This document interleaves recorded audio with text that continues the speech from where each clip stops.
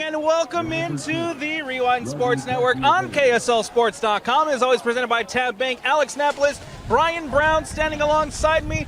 Brian, Week 10, the final week of the regular season of high school football. It's upon us, it's here, and we're ready for some football. Yeah, on a Wednesday night, no less. Bring it on, Maction. We've got high school action here at Viewmont. It is a beautiful evening. We're on the rooftop in the elements, exactly how the last week of regular season football should be. Absolutely. Rain gear ready? We hope we don't have to use it, but we will use it if needed as the Viewmont Vikings getting ready to take on the Woods Cross Wildcats. For the Woods Cross Wildcats, it's simple.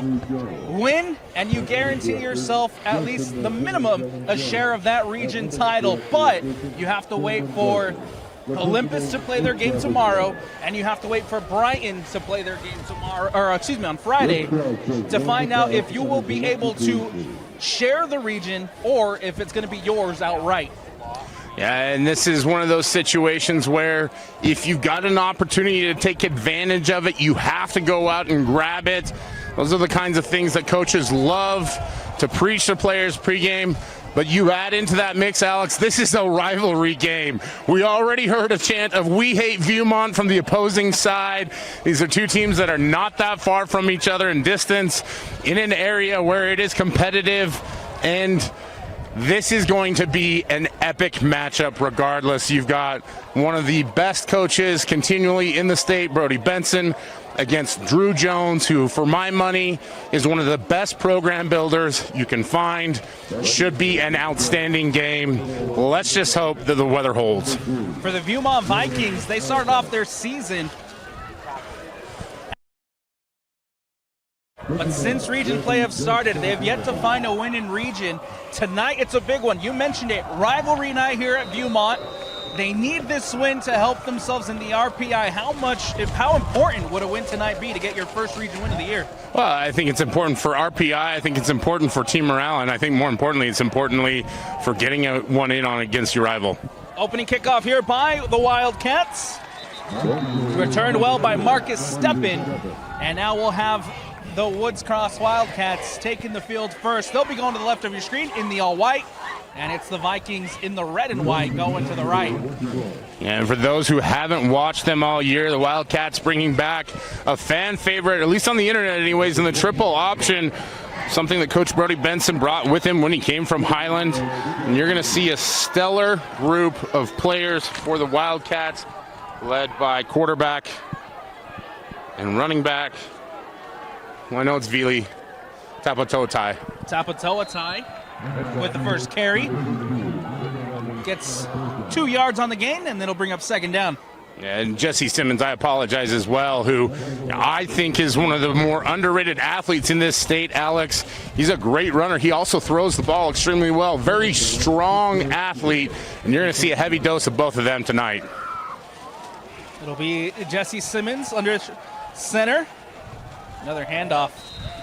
This time almost gets the first down. Will be stopped. No, they'll give him the yardage. It'll be first down here for the Wildcats. Yeah, and Tapatoatai is a tall, strong running back. I compared him a little bit to Jerome Bettis in his running style.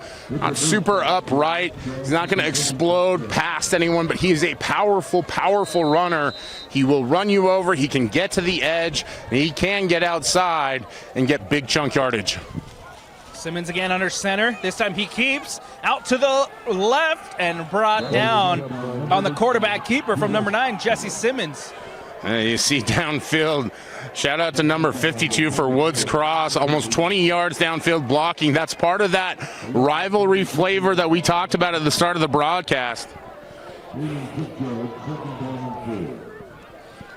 Two teams that love to run the ball. We're seeing it here in the early stages. 10:40 left to go. Simmons again under center. This time's a pitch out to Miller, and Miller's going nowhere. Brought down for the loss, and he'll be brought down at the original line of scrimmage, and it's third down, Wildcats. And nice job by the corner there. I believe that was number 20. Maybe it's a safety in the alignment, but it was Ezra Cardenas making the tackle. Good job by him. Excuse me. Maybe it was number 28. I'll have to check on that one for you, folks. Apologize. Yeah, Mike Fry on that one does a good job. Wildcats on third down. Simmons under center.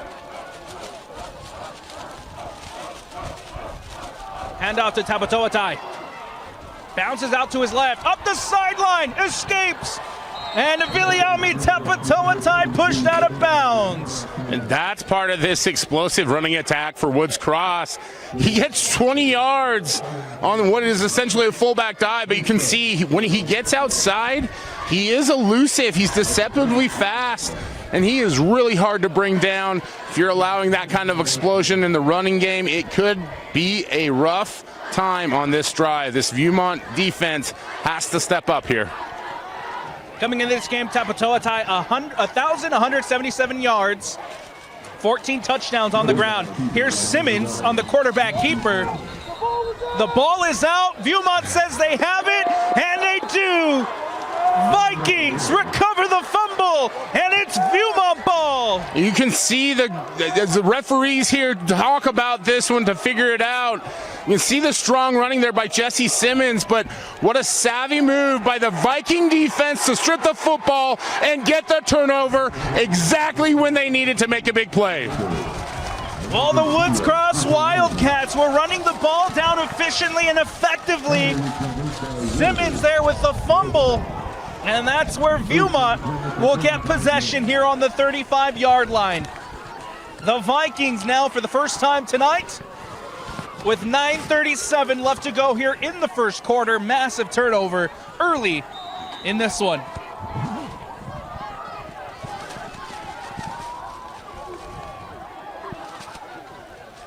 Jack Savage in at quarterback. Double reverse, and they run into each other. And that's where it'll end. Nicely read by the Wildcats. Yeah, and do not sleep on this Woods Cross defense. There are a few crossovers. You're going to see Tapatautai playing on the edge out there at times. There are some really, really explosive defensive players for Woods Cross. Did a great job of getting into the backfield on that one. Jack Savage and the Viewmont Vikings here on second down. Two line up in the backfield. Savage takes the snap. Gets it out quick. It's caught up the sideline as Jason Dunrow with his first catch of the night pushed out of bounds, and it returns it to the original line of scrimmage. It'll bring up third and long for the home side as the rain begins to pour here at Viewmont. And for Viewmont, this in essence acts as a free possession after the turnover. You would love to be able to capitalize on this, but again, close to your own end zone. I'm sure that's part of what Coach Drew Jones and his staff are saying to his team right now from the sideline. Do not do anything out of control. Savage takes the snap. Jack Savage looking downfield, over the top, going deep, and it falls incomplete. And the flags come out. The ball hits the turf, it's incomplete. And we'll see what this flag is here, but it looks like it's going down for the Vikings. More than likely this one's going to be pass interference, and you see just two players getting tied up and tangled up with one another. Back judge makes a lengthy throw on the flag there, but so much contact, I'm not sure he had any other options. So on third and long, the Wildcats defense has a chance to get off the field, give the ball back to their offense with an incompletion. And instead, here we go with Vikings first down with the ball at the 50. Extending this drive with the penalty. Savage will take the snap, drops back, floats it up over the top, and it falls incomplete, intended for Joshua Lewis. Yeah, nice coverage there by Tion Halbach, and he's a guy that goes both ways for this Woods Cross football team. Is very explosive in the pass game, and maybe that sounds surprising. He gets a lot of yards per catch. He just doesn't get a lot of catches. But this Woods Cross defense is stingy. They're tough. They're not going to give anything easy to the Vikings. Second down coming up here for the home side. With 8:54 left to go here in the first quarter, Savage will take the snap. Handoff up the middle, and he's going nowhere. Immediately met by a swarm of Wildcats. Again, that's stingy defense. You see number 57 there, Napa'a Taukia Pimahu in the interior. Shout out to number 52, Brody Rogers as well, who goes both ways. And then another player to watch, Braden Haas, number 50. He's hard to miss because he's got a cowboy collar, but he is the epitome of a throwback linebacker right there in the middle. This will bring up 3rd and long here for the Vikings. They need 11 for the first down. Savage drops back, pressure coming off the screen, and he'll be met nowhere to go. Returns to the line of scrimmage, and that's all he'll get as the Wildcats hold for 4th. Yeah, and Napa'a said nuh-uh on that one, makes the tackle there. I apologize to the viewers at home. Some of these I just can't resist. You can see number 57 is an active player. Already made 2 plays on that one possession. I think we're going to call his name a lot tonight, so I'll get some good practice. Halshback back to return for the Wildcats. This punt up, and away. Takes a bounce at the 35, and it'll fall dead at the 27-yard line. And that's where the Wildcats will regain possession. Again, going back to the Woods Cross Wildcats. Moving the ball well down the last drive, but ultimately resulted in a fumble. Let's see if the Wildcats can continue to move the ball down the way that they did last drive. And usually you expect a fumble or 2 with this option attack, but you expect it in a handoff or a pitch, not in a dog pile like that. And so something that I'm sure Simmons talked with the coaching staff on the sideline about ball security, protecting the football when you get there. It's just not worth the extra yards at this point. Simmons goes under center, a handoff to Tapatoatai. Nice move out to the left side and finally brought down. Inbounds, the clock stays running, but there he is again, Tapatoatai making a big play. I believe he's almost 6'3" out there, so very tall for a running back, but you can see the footwork is really nifty, and that's something that running backs at Highland previously under Brody Benson had. Now here at Woods Cross we're seeing it. He's a versatile player that I think will get a look at the next level. Another handoff, and met at the line of scrimmage, nowhere to go. As good read there by the Viewmont defense. Yeah, good job there, stuffing up the middle, and this is not a monster defensive front for Viewmont. They were tenacious on that one. That's a lot of what is so important. Defending the option is reading your keys, staying home, and just making the play that comes to you, not trying to be a highlight player. Second down coming up here for the Wildcats as Simmons goes under center. A handoff to Tapatoatai. Again, nicely read by the Viewmont defense as he only gets a yard. Usually Tapatoatai can break free, but this time stuffed at the line. And you can see the get off and the aggression from that Viking defensive front. You talked about it. They've been up against the gauntlet here in this region. Brighton has an outstanding offensive line. Bountiful has a good offensive line. There are so many good teams, and so they've really started to develop and come into their own here. Third down coming up here for the Wildcats. They need 8 for the first down. Simmons, handoff. Simmons, keeper. Simmons, up the sideline. Simmons gets the first down, cuts inside, and finally wrestled down Jesse Simmons with a big first down run. That's the explosive running ability that we see with Jesse Simmons right there. Picks up over 20 yards on that carry. You see him expertly set up the defender.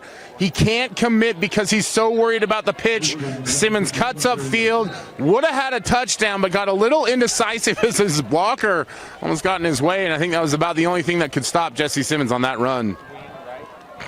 Big play from the quarterback to get the first down. Here comes 1st and 10 with the ball on the 24-yard line for the for the Woods Cross Wildcats.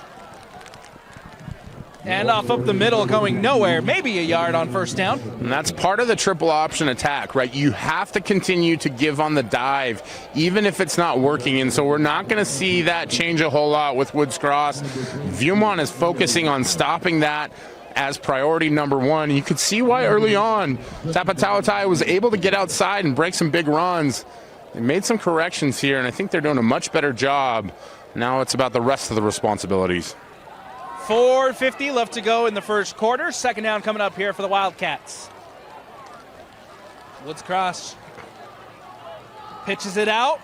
Good run here up the sideline. Past the 10, gets the first down, and finally wrestled down Hayden Thorne with a big run. A nice job there by, I believe that was Shaden Garrett on that one, number 12. A little hard to see, but Garrett is an explosive runner for this Woods Cross Wildcat team. We talk about Tapatauatai, Simmons, and Tayon Halbach. Garrett has 21 carries for 292 yards. He's averaging almost 14 yards a carry. You can see why. First down coming up here for the Wildcats. First and goal as Simmons takes a snap. Hand off to Tapatauatai. Tries to break it out to his right and is brought down after 2 on the gain. Again, this Viewmont defense extremely scrappy right now. I think they've adjusted. Again, you watch him on tape, you don't realize how nifty a runner he is, how quick he is. And this defense starting to adjust, going low, getting him down, stopping him at the legs where he gets all that power and drive. 3:45 left to go here on second down. They need 3 for the end zone. Out to Tapatauatai. He'll take it into the end zone. Touchdown, Wildcats. Well, that one it looked like it was a missed assignment from the get-go. Tapatauatai strolls into the end zone looking like it's almost too easy. Still trying to find a defender to hit. Just like that, Woods Cross gets a score on the board. PAT coming up here for the Wildcats. As Mason Allred will put this one up and through the uprights to make it 7-0 Wildcats with 3:36 left to go here at Viewmont High. We'll take a quick step aside here on the Rewind Sports Network.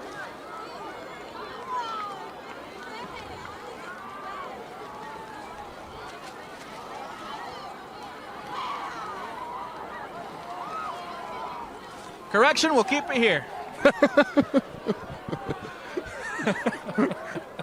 The mouse pad is too wet for me to take it to commercial. Here we go with 3:36 left to go as the Viewmont Vikings return to the field. The viewing experience at home is a little different than the broadcast experience here. We're up top of the press box tonight, out in the elements, and I do love being up here. It's beautiful, but also it's raining. It is. And electronics equipment and rain sometimes don't always go together, so if we're not able to smoothly go from commercial break to broadcast, that's part of the reason why. We'll get to a commercial break here momentarily. First, though, let's watch the Wildcats come out to boot this one away as the Viewmont Vikings will look to return onto the field and try to answer the touchdown score from the Woods Cross Wildcats. That ball booted away into the end zone, back for a touchback. And so with 3:36 left, we'll see this Viking offense return. Yeah, and this Viking offense, it really does start and end with Jack Savage. He's a great player. He's under the tutelage of Coach Drew Jones. He's really grown and developed. Saw him take a couple shots downfield, but again, this offensive line has their hands full. It's a younger unit. They don't have a ton of size up front. So they're going to have to really fight and scrap to give Savage some time to make those throws. Here comes Jack Savage in this offense on first down. Savage will take the snap, drops back, looking to throw, goes deep, and it is caught on the sideline, makes one miss and brought down. Big play on first down by Brady Clegg. And I'll send the Venmo to Jack for making me look like I'm smarter than I really am. He throws a beautiful ball there, just leaves it to where his receiver can come back and get it. It's almost not quite a back shoulder throw, but a comeback throw. And with the weather and everything like that, I just can't emphasize what a great throw that is for people watching at home. I know everybody loves to be an amateur or armchair analyst. On that one, we can give him some love for sure. Clegg, 27 receptions on the season coming into this one. Add another one to his tally. That one batted down at the line of scrimmage, falls incomplete, and it'll bring up second down. Multiple screen passes that we've seen so far. You can tell that Viewmont is concerned about this pass rush from Woods Cross, and understandably so. It is an aggressive group. We talked about it before. Able to get back there, get hands on the ball, and bat it down, not even allowing an opportunity to complete the screen pass. Second down coming up here for the Viewmont Vikings. Savage, line up in the shotgun. 3 receivers line up to the far side. Savage takes a snap, gets it out quick. It's caught, makes the first down move, and is brought down. That ball caught by looks like that was Cardenas on the catch. Yeah, and Cardenas making plays on both sides of the ball so far this game. I'm not sure if that's Cardenas or if that's Fry. I think that might be Fry, yeah. So like apologize to the viewers at home. But regardless, I think the story is Jack Savage has something going here. First down coming up with 2:35 left to go. Savage will take the snap, drops back, another pass. Has to escape, no, is brought down with a big sack by the Wildcats. And who else on that one? Number 10 for the Wildcats, Hayden Thorne. Outside linebacker, 6 foot, 200 pounds. The senior has had an outstanding season. He is their leading tackler. I believe that might be his second or third sack on the season. We'll see how accurately Deseret News has updated their statistics recently. Another one of the fun aspects of high school football. You never really know if the stats are accurate or not.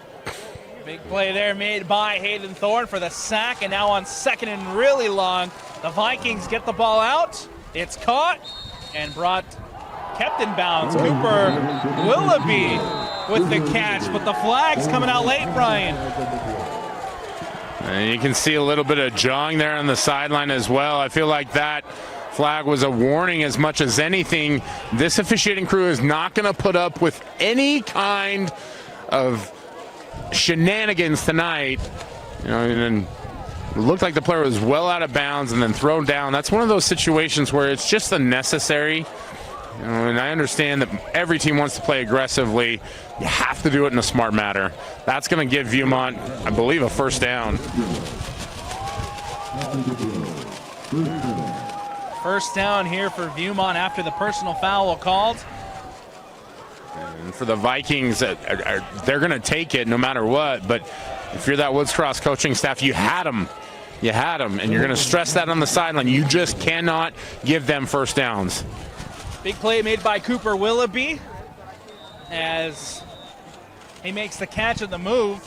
But with the penalty here, gives the Vikings the first down. Savage takes the snap. Savage again, looking to go deep, and it is incomplete. Hits the turf. Ball intended for Joshua Lewis. Yeah, Lewis is a pretty lanky receiver.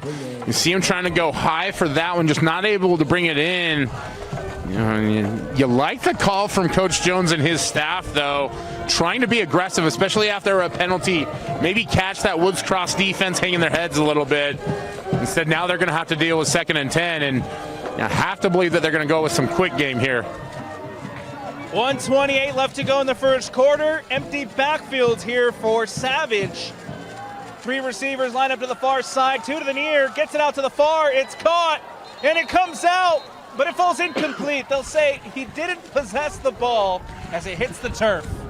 Yeah, we see Savage come off here. Well, he come into the sideline to get the call more effectively, but it looked like that ball came out of his hand a little awkwardly. Not sure if it was a grip situation or what, but just an easy throw to make, something we've seen him make all game. It just goes wildly off target. The receiver has to double back to try and get it, and just not able to reel it in, complete the catch. And as we watch on Sundays, completing the catch is not always an easy thing. Story of my dating life, too. Third down coming up here. Savage takes the snap, has to escape out to his left. Savage being pressured. Savage will be brought down behind the line. It's a tackle for a loss as Jack Savage brought down in the backfield. And you can see the pursuit from that Woods Cross defense is just relentless. And Jack Savage, a tough kid, tough player.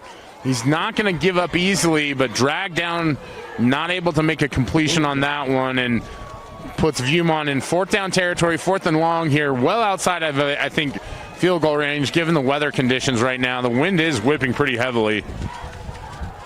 4th down coming up now for the Vikings. The offense staying out on the field. Savage takes the snap. Savage going deep towards the end zone, and it's intercepted. Picked off out of the air. No, it falls incomplete. The Wildcats had it. So the close judge said it hit the turf, incomplete. The far one said it was a catch. Now they're giving the signal. It is an interception here for the Wildcats. Great job there by Marcus Steppen as he's able to reel in the ball. He had it tracked the entire time. Double coverage there. That's one of those plays where Viewmont's just assuming it's an arm punt if you don't complete it, but you want to take the chance, try and get some points. Ends up that Woods Cross gets the interception, but great play for Marcus Steppen. Now the offense has to dig itself out of a pretty deep hole, Alex. Not that we haven't seen it before, but this would be a 99-yard drive if they're able to get a touchdown. Ball on the 1-yard line here for the Wildcats. Simmons, handoff. Tapatoa brought down. Maybe a yard on the gain. And this is one area where if you're an option football team, the playbook gets extremely limited. You're just trying to get the ball out, and so you're basically left with called dives, maybe a trap, and some QB sneak. And I would even risk that trap is a dangerous play because too much movement can allow penetration, and that's the kind of thing that would lead to a catastrophe. They'll think it over as we head to the end of the first quarter. It's a 7-0 Woods Cross Wildcats lead here at Viewmont as we'll get ready to start second quarter action when we return here on the Rewind Sports Network. And I want to welcome you back into the Rewind Sports Network on KSLSports.com. Alex Napolis, Brian Brown standing alongside me. And the second down play results in a Viking down behind the play. So with 11:42 here, we'll have a stoppage as the training staff here for the home side runs onto the field to take a look at their player. Coming out of a timeout, just something you hate to see. You hope that everything's okay. While the staff's on the field taking a look at the player down, we'll take a quick step aside here on the Rewind Sports Network. And I want to welcome you back in. Cooper Willoughby, good to see him up on his feet, walking over towards the sideline. Here's a big run for the Woods Cross Wildcats, trying to get a first down. He'll be stopped short, and it'll bring up 4th down. Willoughby, the senior, been a stout player for the Vikings. Hope they're able to find a way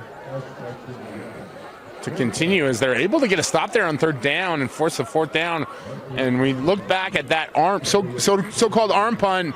Turned out pretty well for the Vikings. Great job on the stand there. Now they're going to get the ball back with pretty solid field position, especially with this wind starting to pick up, blowing in that direction. Ball booted away by the Wildcats. It goes out of bounds, and it'll set up the Vikings inside Wildcat territory. Yeah, well inside Wildcat territory, as it looks like that one goes out of bounds at the 25-yard line. And folks listening at home, it's better to be lucky than good, I promise you that. But excuse me, see, 23. You couldn't even get the yardage right on that one. But the elements are going to play a factor, and tonight I definitely believe that was a factor in that punt. Whether it's wet, slippery footballs, the wind, whatever it is, we're going to see a lot of that kind of stuff tonight. Here comes Jack Savage again at quarterback for the Vikings. We'll see how he responds after the interception last drive. Savage drops back, gets it out quick. It's caught. Trying to break out to the left, does find some space up the sideline past the 20, and then finally brought down. Big play by the Vikings. Looked like it was Parker Rose on the trickeration coming around the corner. The senior speedster picks up a lot of yards on that one. He traveled a lot more, probably traveled 59, but he gets 9 on the gain, puts up 2nd and short, ran into a cavalcade of Wildcat defenders, and had they not been there, he probably would have still been running. Here comes 2nd down now for the Vikings as Savage gets ready to take the snap. 10 minutes left to go. Savage gets it out quick. It hits the turf, falls incomplete. Intended for number 17, Jesse Johnson. And they had the screen open there. Savage is not able to get the ball up enough. So he was facing an aggressive Wildcat front. Really what Woods Cross has decided to do is just let their front defenders, their line defenders, free rush, and they're going to keep everything in front of them. So they're willing to allow some gains in that screen game, but they want to put pressure on Jack Savage tonight. That was Tolman with the incompletion. Now Savage gets it out quick, and it falls incomplete. Defended well by the Wildcats. Intended for Draylon Jensen, but it falls incomplete. Jensen, the junior, looking for assistance from the officials there. Thought that he was interfered with, and that's a tough call because you're shielding the defender from the football. The defender's trying to come through you to defend it. I think that's likely where the call was let go. So we'll see what the Vikings are able to do now. 4th and short. This would be a monster stand for the Wildcats. Step in there with the defensive play for the Wildcats. Had the INT earlier. Now here on 4th down. See what the Vikings can do. Handoff to Tolman. Tolman falls down behind the line. And just like that, it's a turnover on downs, and it's going Woods Cross Wildcats' way. All the momentum was going in the favor of the Vikings, and then Ryan Miller stood up, looked in the mirror, and said, "Not today!" Sneaks into the backfield, able to get the toe tap, and that was enough to bring down the ball carrier as his mates finished the job. And the Woods Cross Wildcats will take over on downs in what's become a real back and forth defensive affair. I thought earlier there, Alex, it was going to be a scoring bonanza, but we're seeing some strong defensive play now. Simmons back on the field. This is a Hansa Tapatoatai. And a good move from Tapatoatai, gets it past the 30, finally brought down. Well, I don't know if Viliami's hot to go, but he is sure ready to carry the ball. As we hear a serenade from the Viewmont Viking band. One of the best parts about a high school football game is the participation from the student body, from cheerleaders to bands. The student body, the student section showed up en masse for a Wednesday night. Great show. Good turnout in the rain here for the Viewmont Vikings. A handoff up to Tapatoatai once more. Gets 2 on the gain here on 1st down. And a solid showing across the field there for the Woods Cross Wildcats as well. Not a far trip at all, but you just appreciate people being willing to brave the elements. It's not warm up here. I'm going to go ahead and say it. But I tell you what, this Wildcat offense is starting to warm up, Alex, and that's the beauty of option football. You just keep grinding on your opponent until something slips and you're able to get a big play. Simmons takes the handoff, and we do have flags coming out. This one will go against the Wildcats. Yeah, that's a false start there. Looked like it came on the right side of the line, and apologize for talking into the mic on that one. Sometimes the old offensive lineman in me just can't stay quiet. You see one of your brethren moving on that one. It's a 5-yard penalty, and for most teams, 5 yards not a massive loss. And for this Woods Cross team, what it does is it puts you behind the sticks, now behind schedule. And so if you're not able to pick up a big chunk of yards here, you almost have to throw on 3rd down or consider going for it on 4th down. You're already deep in the Viewmont territory. Behind the sticks on 2nd down. Here's Simmons, who goes under center, takes the snap. Keeper pitches it out, and up the sideline. Break gets the 1st down, past the 50, and finally brought down as Tajan Hausbach with a big 1st down run. Yeah, it's Tion like Dion, and you can see why it's pronounced that way. He moves like the head coach at Colorado used to wiggling and wagging and sprinting his way for a first down. It does look like this one is going to come back, Alex. Oh. I'm sorry. Tion, we tried. We gave you the highlight call. That run from Tion will come back. The penalty will bring it back now for the Wildcats. And it'll put them in a deep, deep hole. Yeah, I tell people all the time, offensive linemen just want to show love. And nobody believes me that they're just trying to give hugs to the defensive players out there. I don't understand it. But they call it holding. Somehow it's a penalty. It's the love and positivity. That's right. It's the love and positivity. It all starts up front. They want to share it too. Here we go on second down. Simmons drops back to throw, going deep, and it is incomplete. Intended for Tayon, but it hits the turf. And you can see Jesse Simmons. This is why I mentioned at the start of the broadcast. I think he's an incredibly underrated athlete. That's a beautiful throw. That's the kind of throw that we don't see from a lot of quarterbacks. He's got an extremely strong arm. He's got a really explosive receiver in the route. Halbach's just not able to reel that one in. And so now third and very long, but this Woods Cross team can pick up first downs in the pass game. It's just not a consistent part of the offense. Tion wanted a flag there. Instead, it brings up third and long. Simmons rolls out to the right. Simmons again looking to throw. Tucks it in. Now escapes. Out to the left. Simmons with a first down run. Wow, wow, wow. Jesse Simmons.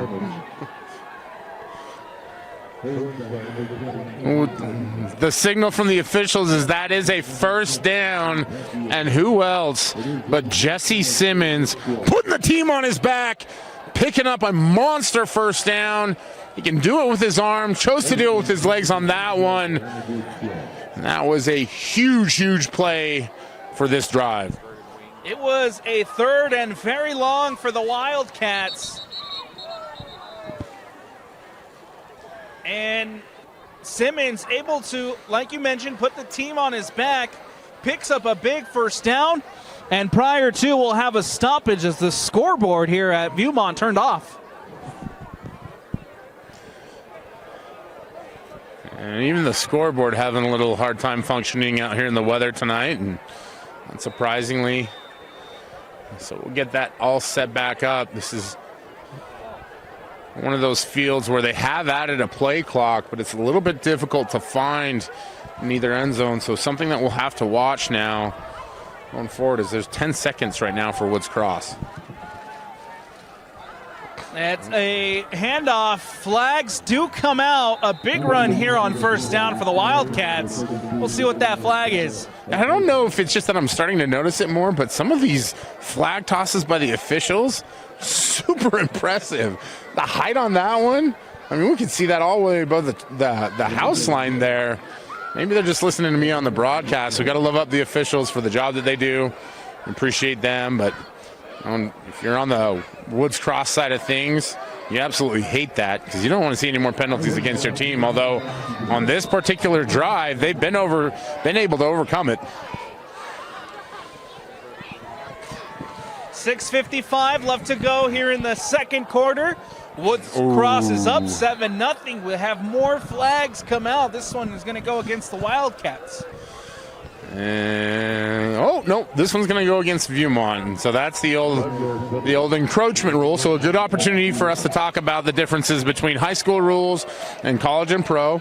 There is no such thing as neutral zone infractions. If you cross the neutral zone, you are offsides, even if you get back before the snap. Big run by Tapatoatai, and finally brought down Viliami Tapatoatai. Does it again. What a savvy call by Coach Brody Benson. He's also the offensive coordinator. He gets tempo from his team after the penalty. They're up, ready to go. And then Vili does what Vili does best, run the dang ball and pick up first downs. Get that man an extra plate of dinner tonight.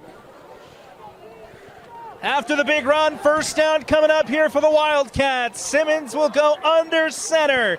Another handoff. This time to Garrett. Garrett out to the left, makes a good move, and is brought down after a 6-yard gain from number 12.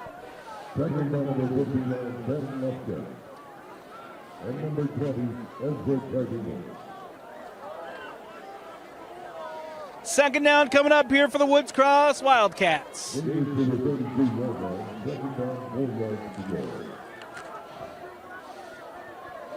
Simmons again will go under center. Keeper for Simmons, out to the right, and gets, we'll see where the spot is, but that should be enough for that first down. And they'll give it to him. First down run by Simmons. The Wildcats, all of a sudden now, moving the ball down the field, back behind the big run from Viliami Tapatoatai. And this option offense just wears you down. And you see just, Tapatoatai does not look like a standard fullback. He's really a tailback back there at his size. Tapatoatai, keeper for Simmons. Simmons up the right sideline, brought down past the 20. And Simmons with another first down run.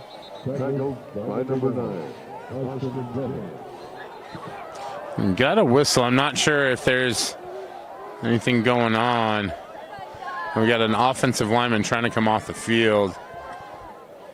I see Coach Benson helping his guy off. They're going to wind the clock here now. Haven't seen, there comes the substitute. 17 on the play clock. They need to be quick. 11, 10.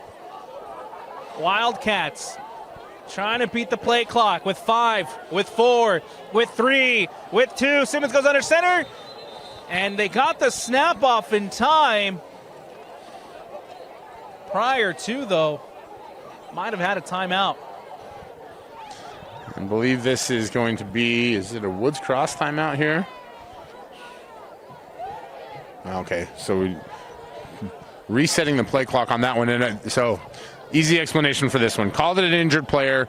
Injured player has time to get off the field. Play clock was never reset, so they push it back to 25. Boom. And that's why Brian's here, to educate me. Simmons, hand off to Tapatoatai, and he'll be met at the line of scrimmage. Gets 1, maybe on the gain. Sometimes it's as much about reminding myself and educating the people at home. We all watch so much football, but I think we can call this the Dane Stewart law of knowing the rules. There's no one better at knowing the rules that is not an actual official than Dane Stewart. Does a great job of coaching us up as broadcasters. Meantime, we've got a pretty pressing second and long here. Simmons out to Miller. Miller finds some space. Miller still on his feet. And Miller finally pushed down. The play is dead, but Ryan Miller off the toss makes a big run. Sometimes the easiest thing to do is just keep going. And that's exactly what Ryan Miller did. Just kept his feet going. See, the defender sheds the block. He's in great position to make the tackle. Miller just drives his legs through it, picks up additional yards, puts the Wildcats into a much more manageable third and, we'll call it third and average, maybe? I don't know. I'll leave that up to you to decide. This is third and Brown Bear. Handoff. And a keeper, the ball is out. All kinds of confusion. The Vikings say they have it, and it is. It's Viking ball. With 3:16 left to go, the Vikings recover. This is option football. Sometimes the ball just gets away from you the same way. We saw that missed throw from Jack Savage. That pitch, it looked like it just, I can't even tell if it hit the running back in a weird spot in the hands, but it just took an awkward bounce, springs backwards, Viewmont able to recover, and what a monster stop and turnover that was. Woods Cross doing a phenomenal job moving the ball down the field. This time, though, turnover. A deep throw here from Savage through the hands and incomplete. Intended for Jason Dunrow. That's going to be a big part of this Viewmont offense, is finding opportunities to take shots and trying to test this Viewmont secondary. You saw Tan Hallback in coverage there, number 3, and just not able to connect on that one. But the hope is that, kind of like with option, that you're just going to keep taking those shots, and one of them is going to connect and be able to get an explosive play and hopefully a score. 9 on the play clock. 7, 6. Savage gets the snap off. Handoff to his running back. And up the middle as Benji Tolman making a run. I haven't called Tolman's name a ton tonight. I believe that was only his second carry. Might have even been his first, but good job on that one. Picks up about 5 yards. Gets them back on schedule, and now you can run a lot of your quick game. So outs, drags, easy throws for Jack Savage to make. And with only 2:40 on the clock, you can even discuss going for it here on 4th down. One possession game here at Viewmont High School. Empty backfield for Savage. Takes the snap, drops back, gets it out quick. It's caught and brought down. That's enough for the first down, as big catch there made by Draylon Jensen. And nice job by Jensen there, and he's a taller target at 6'1", able to climb the ladder a bit. Snatch that one out of the air, and you see him just settle down in the zone, do a good job finding the open space. Call that a stick route, where you're going to run a yard past the sticks. It's just one of those little nuanced part of coaching that really shows up in Drew Jones's program. Ball on the 33-yard line, empty backfield. Savage drops back. Savage gets it out quick across the field. Batted away by Steppen, intended again for Jensen. Marcus Steppen's listed at 6', 165, but he sure plays a lot bigger than that. You see, he's got those long arms, does a good job positioning his body, able to knock that one away from the receiver. And not often you see safety and coverage like that, especially from the free safety position. I think that's part of why Woods Cross is so confident, allowing their defensive line to be so aggressive. Second down coming up here for the home side. Savage will take the snap, drops back, pressure coming. Savage steps up in the pocket, and he'll be brought down for the sack. Sack for the Wildcats, and it's Napatuakia Pimahu with the sack.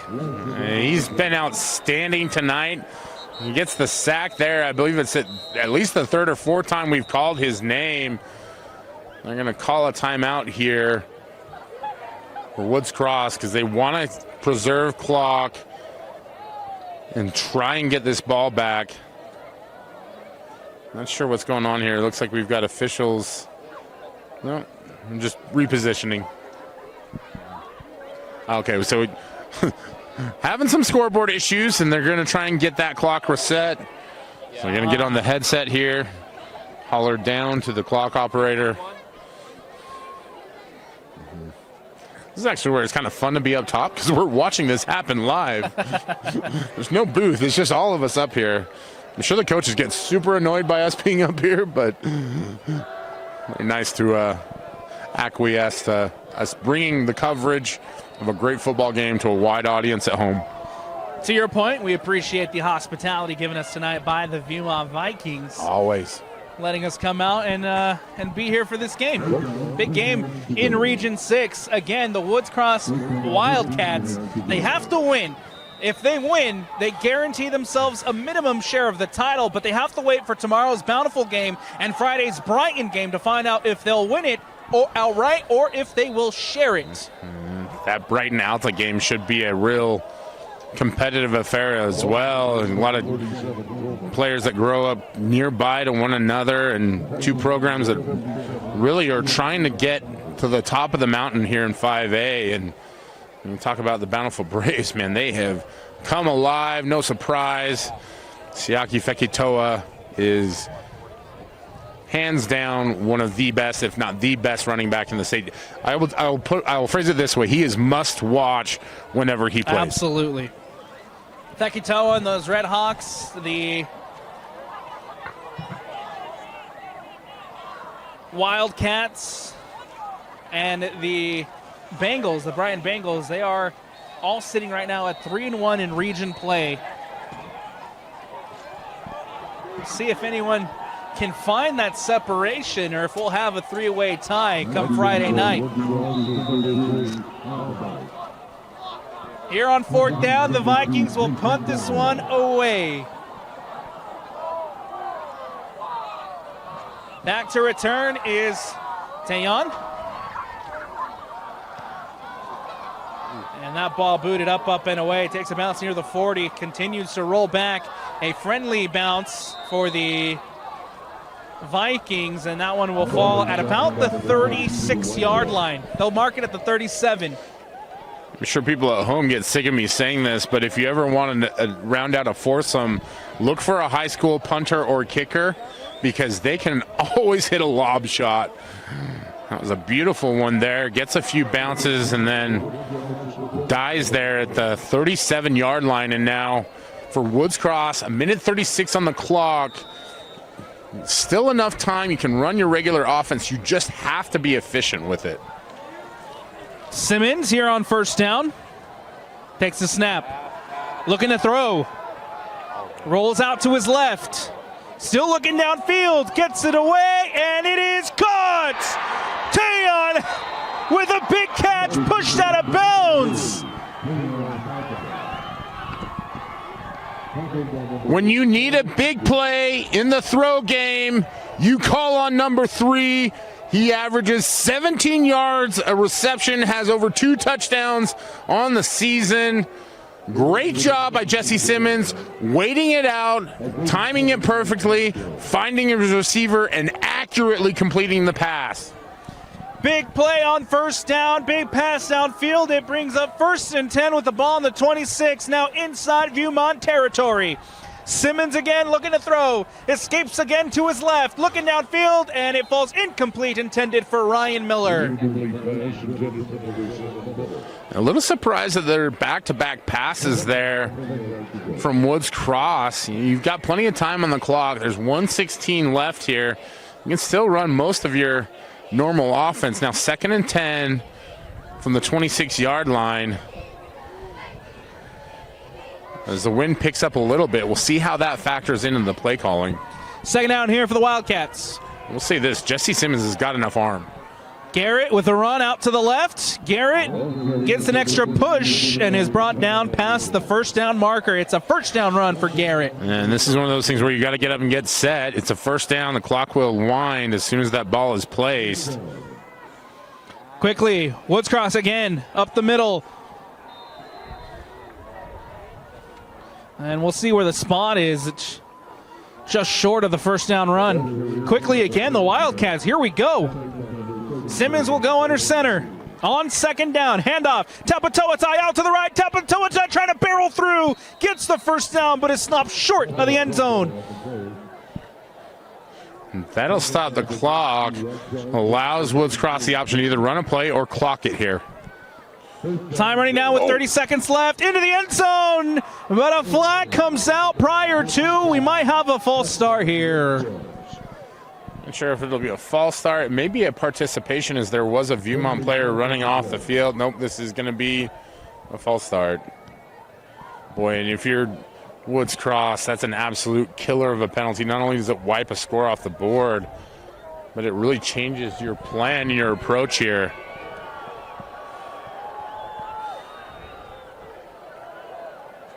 Oh, wow. Wow.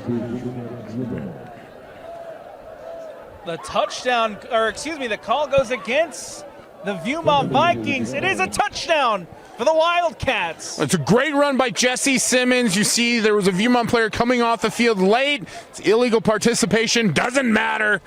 Simmons rumbles his way into the end zone for 6 and puts the Wildcats up 13-0. Great recognition for Simmons to hurry up and get the snap off, take it into the end zone as the Viewmont Vikings were trying to get their defense sorted out. Now we're going to have some discussion here because I think part of this may be the fact that we heard a whistle blow. So I think maybe there is some discussion about whether that was an inadvertent whistle or if the play had already concluded before it was blown dead. So I'm not sure. Not sure what the outcome of this one's going to be, but interesting discussion for sure. Still 30 seconds left to go here in the second quarter. As it stands right now, it is 13-0 for the visitors. Still waiting for the final decision here from the officials. The field goal unit is onto the field for the Wildcats. And it looks like conversation's still being had. Heading over now to go talk to head coach Benson.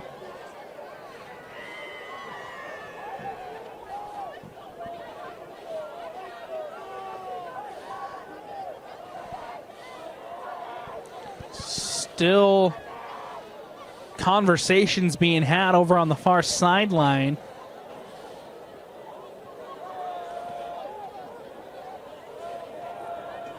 The field goal unit continues to stay on the field for the Wildcats. And now they'll call him back. No touchdown.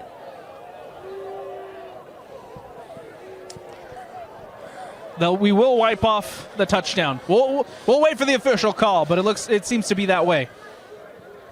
You have that Woods Cross offense back out on the field. You see the officials going over, explaining the call, the Viking sideline. So I think some of that is maybe some communication up to the scoreboard to try and change the score again. We'll see. 6 seconds, 36. Yeah, trying to get the clock reset as well. Well, okay, so we still have confusion over here. The official was still trying to get their clock going. Woods Cross ran a play. They took it into the end zone for the touchdown. But we're still trying to figure out the clock situation. What is going on? Woods Cross is over there on the far sideline celebrating their touchdown again, but the officials weren't set. And we had the white hat over here on the near sideline. They're trying to get the clock reset. Woods Cross not giving They're eager. any consideration of that whatsoever. They just want to run a play. You got to respect the Wildcats for the effort. Not sure that's exactly within the rules. Man, wild Wednesdays, baby. Nothing better. What an ending we were having here as we wipe the touchdown off the board. Now we have 3.6 seconds on the clock. Still trying to figure out the scoreboard situation.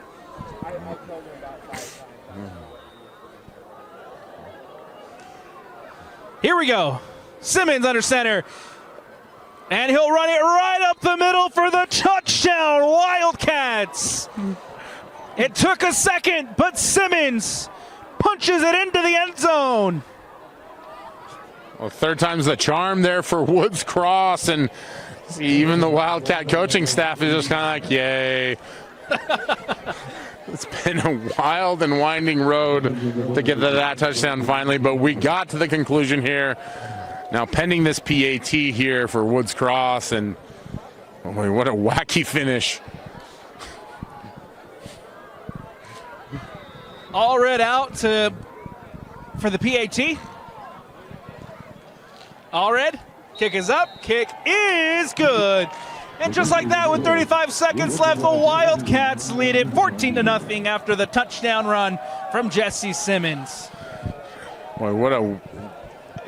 Words rarely do words ever fail me, but at this point in time, I've never seen 3 touchdowns, 3 resets. I've never seen a team just run a play like that while the official's still trying to get the clock set. So. Well, the best part about it, too, was the fact that the judge over there on the far side, he was set. He was ready to go. He had his hands in the air going touchdown while everybody else was still over here trying to figure out the scoreboard situation. Look, Wildcats, I love your enthusiasm. Keep it up. I call it winning creatively. It's not really cheating. You're just trying to find ways to get the job done. Maybe others haven't thought about before. At the college level, the slow sub has become almost a norm now for every team, and something that I believe originated here in the great state of Utah, along with 3 touchdowns at the end of a first half and trying to run plays while the official's fixing the clock. So we're just trendsetters out here in the Beehive State. Fitting for a rivalry game here in high school football. Absolutely.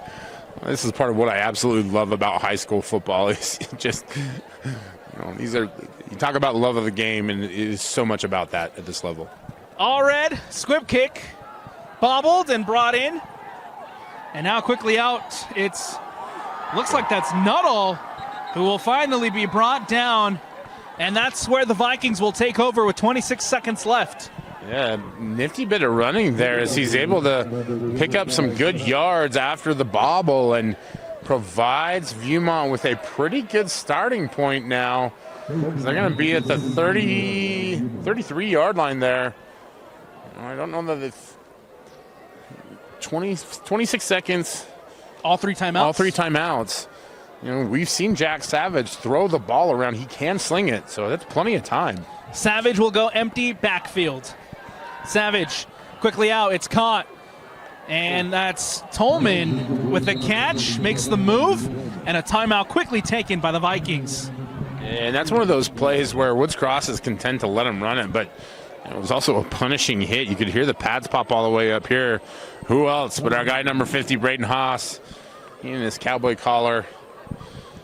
It's not just the collar, it's the attitude, the way he plays. He's one of the leading tacklers on this Woods Cross defense. Has a couple sacks. It's really a tone setter, but you know, for Viewmont, I think under any other circumstance, a almost 8-yard gain on first down would have been very welcome. Here you've got to pick up some chunk yards, and so I think that's a little bit of what Coach Jones is talking about with his guys and what they need to do. Hoping to get it into field goal range. You got Josh Bartholomew, number 24, over here on the near sideline, warming up, getting ready. Trying to get it into his range to see if they can hit the 3 prior to the break. With 21 seconds left, Viewmont back out onto the field. 2 timeouts. Savage takes the snap, drops back, gets it out quick, and it falls incomplete. It looks like a miscommunication there. He's trying to lead the receiver a little bit. Just not able to connect on that one, and a few seconds tick off the clock, but I think the bigger problem is that those are not big chunk plays like they need. And you know, again, this Wildcat defensive front is part of the reason why you can't throw some of those deeper routes. They just haven't allowed Savage any time back there to throw all game long. Empty backfield here for the Wildcats. Savage takes the snap, gets it out quick, it's caught, pushed out of bounds. Enough for the first down as Benji Tolman coming up with another catch. Yeah, Tolman with as many catches as he has carries tonight, I believe now, and it's a good job. He trundles back to the huddle. It's just like a shift worker, just punches the clock, makes the catch, hustles back, just doing his job out there. But it gets the Viewmont Vikings the first down now with 13 seconds and 2 timeouts left. There's still an opportunity here. You probably have time to run maybe 1 or 2 more plays. Here comes Savage on first down. Takes a snap, drops back, and he goes deep towards the sideline. It is incomplete. Oh, it looked like for a second there Dunrow had it, but the officials call it incomplete. It's a great catch by Jason Dunrow. He's just out of bounds. Reels it in, and a nice ball there by Savage. They had the defender. Unfortunately, that pesky sideline got in the way, and now 6 seconds left on the clock. Viewmont's probably in desperation heave mode at this point. I say probably, they are.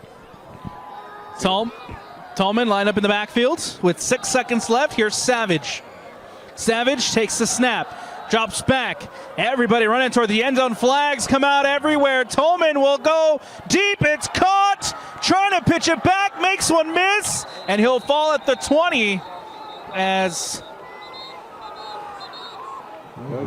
we have flags to sort out, but it looks like that was Dunrow with the big catch. Yeah, this is going to be a holding penalty, and we talk about love and positivity. I don't like the call, because really what it is it's the offensive lineman pancaking the defender, and that's what's being called the hold. Something that they emphasize at the high school level. It's not something that I can really change or that they're going to listen to me about, but you see the official gives the ball back. They're going to call this one over, I believe, on the penalty. Well, we'll see what's going on. I thought that was going to end the half, but The Wildcats were already running towards the locker room. They were already in. And now they're coming back out onto the field. It's a holding against the Wildcats. There we go. Offsetting Okay, penalty. There we go. yeah. We'll try it again.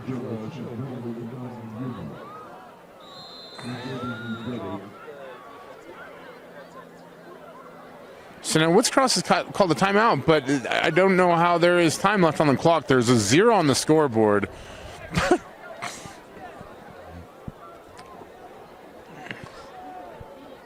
So if Woods Cross declines the penalty, that means the result of the play is what we get. So that would mean that Viewmont should have the ball. Boy, this is a moment where I just need to keep quiet. No, I think it's just offsetting, and we'll try it again with an time down. It looks to be the case. Yeah, The Wildcats were already halfway to the locker room, but the officials made everybody come back. I was under the impression that if a team declined the penalty, that meant the result of the play would stand. Maybe there's a different rule that I don't know about here in late clock situations, but you can see there's multiple Woods Cross defenders. Well, you can't see, but multiple Woods Cross defenders very deep, all standing on their own 20-yard line right now. We'll try it again with zeros on the clock. Savage gets it out quick. It's incomplete as it hits the turf, and that will take us to the end of the half. It is a 14-0 Woods Cross lead as we head to the halftime break with the Region 6 title on the line, in the balance for the Wildcats here tonight. Don't go anywhere. We'll take a quick step aside, but when we return, second half action here on the Rewind Sports Network on KSL Sports. As always, brought to you by Tab Bank. And want to welcome you back into the Rewind Sports Network on KSLSports.com. As always, presented by Tab Bank. Alex Napolis standing alongside me is Brian Brown as we get ready to start second half action between the Woods Cross Wildcats and the Viewmont Vikings here at the home of the Vikings. The Vikings down 14-0 as we get ready to start second half action. Remember, Brian, what's on the line tonight? For the Wildcats, all you have to do is win. With a win tonight, you guarantee yourself a share of the region title. However, with a 3-1 tie between Brighton, between the Wildcats, and between the Red Hawks, you still have to wait to find out what happens tomorrow in that Bountiful Olympus game, and you have to wait till Friday to find out what happens in the Brighton Alta game to find out if you share that title or if you can win it outright. And you pile on top of that all the shenanigans we've had in conjunction with the rivalry game. Now the scoreboard is out officially, just to add to more confusion, as it has been a wild Wednesday here at Viewmont. Finally got some clarity on what happened on the last play there of the second half, as it was offsetting penalties and thus a replay of the down. So appreciate the clarification on that one. Now we've got scoreboards back on. I think we're ready to start the third quarter, but who knows? We're ready to roll. If you missed the ending, we had a wild ending to that second quarter here at Viewmont High. The Weaver Wildcats took them 3 times to punch it in. The first time they called it back. The second time the officials weren't set. And the third time they finally punched it in. And then, as you mentioned, the ending there with the Wildcats already into the locker room. They had to hurry up and bring them back out before to play one last play. And now we get ready to start second half action. Ball booted away by the Wildcats. And a return coming up here for Viewmont. It's a run up the sideline, cuts it back inside, and finally brought down. It looked like that was Dunrow on the return. Or, excuse me, no, that is Austin Cannon on the return. And not sure if our guy JT Wistersill is still listening while getting his reps in, but the Viewmont Vikings student section just doing the Skull chant as we start the third quarter, and a nice job returning the ball on that one. Saw him turn the corner there, get some extra yards. Austin Cannon looked like on that one. Hand off to Benji Tolman here on first down. Tolman going nowhere as he'll be brought down in the backfield and down for a loss. But I don't know what Napa Tuakiapima who had for breakfast, but I need to eat that every morning. He's been an absolute animal out here tonight. I think that's the third or fourth play that he's disrupted by just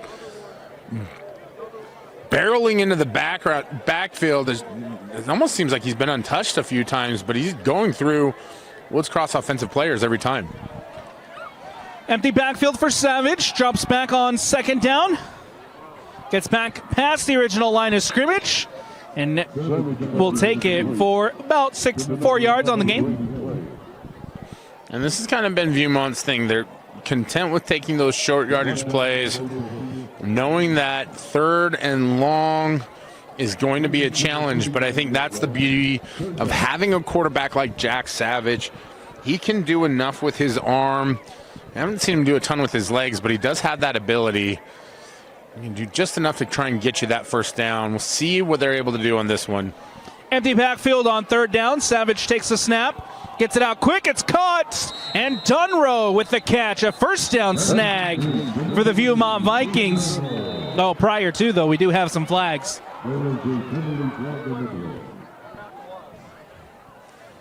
We'll wait for an official signal on this one.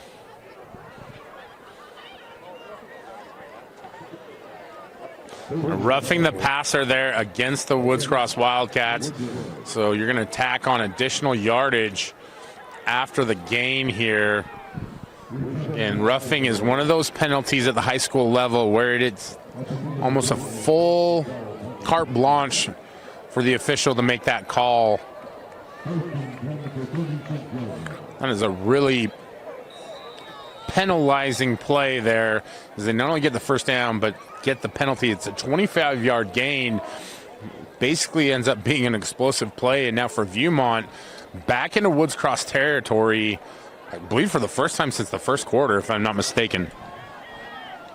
Empty backfield coming up again for Savage. Dunrow with the catch, and then the penalty sets him up inside Woods Cross territory. Pressure coming. Savage can't escape, and he's going to be brought down for the sack. Hayden Thorne in there for sack number 2 on the night. Hayden Thorne has been an animal tonight as well. I don't know if they did team breakfast or what they did, but these guys are playing no holds barred, aggressive, blitz-heavy football, and Thorne able to wrangle Savage down on that one. But there were multiple Wildcat defenders in the backfield on that play. I know Sack Lake City is a little bit further south, but Woods Cross doing their best impression tonight. Second down coming up here with 9:20 left to go in the third quarter. Savage will take the snap, drops back, trying to play over the middle to Benji Tolman, but it hits the turf and falls incomplete.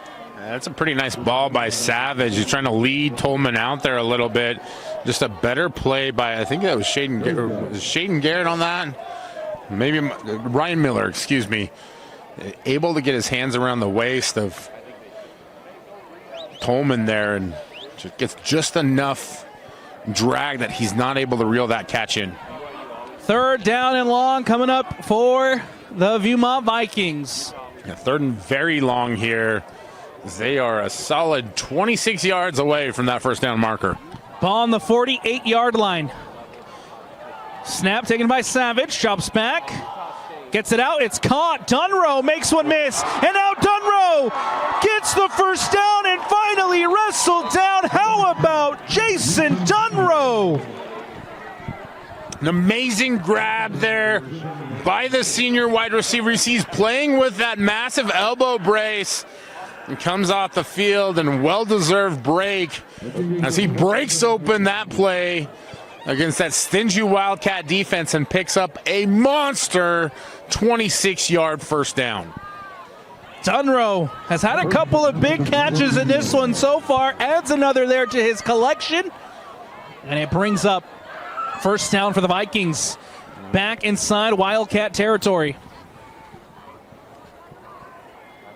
Savage on first down, takes the snap, drops back, pressure coming, escapes out to the right, Still looking downfield, gets it away, and it falls incomplete, and flag comes flying out. This is going to be a illegal man downfield. It was a screen play. Savage saw that it was well defended. There was just no way of getting around it, and Viewmont's tried to go to that well to try and counter the rush from Woods Cross, but that rush has just been too good. You see the impact that it has on that one. Maybe an adjustment that Coach Jones and his staff look to make at some point in this game, but this is the tough part about your game plan. You have what you have, and the other team disrupts that. It's not like you can magically conjure up new plays out of nowhere.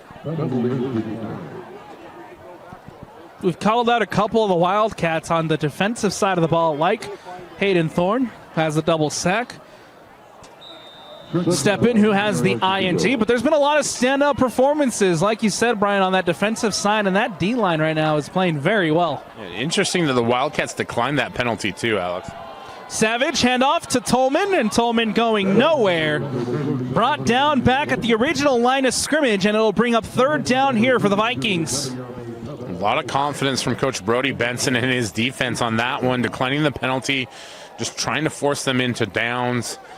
It is kind of that no man's territory in terms of if you can hold them on fourth down. I don't know that you have.